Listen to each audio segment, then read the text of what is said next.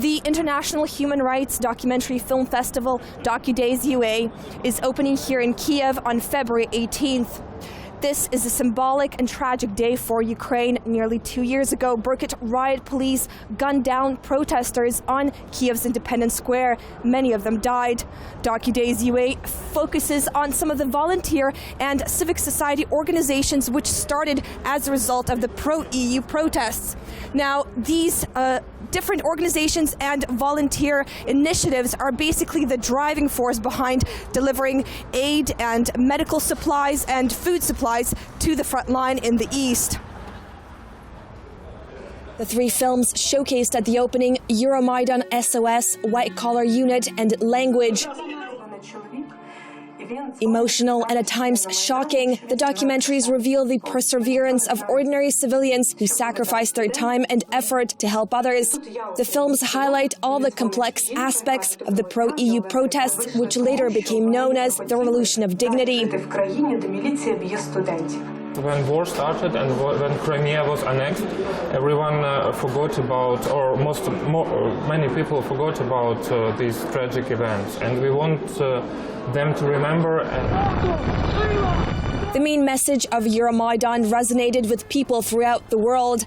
European values are what the people of Ukraine strive for, and this message isn't forgotten by EU officials.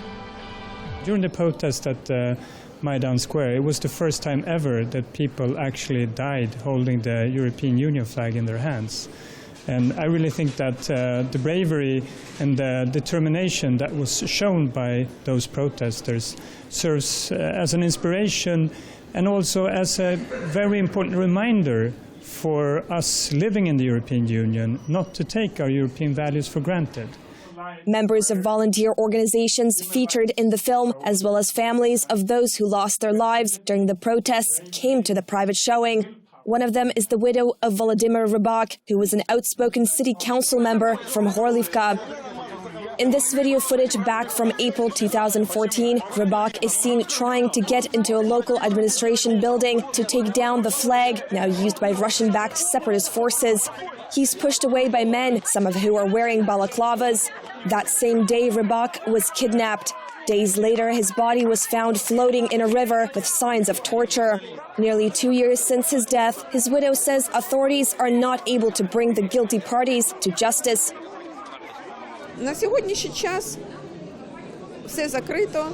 Right now, everything has been closed down. They say they know everything but can't do anything.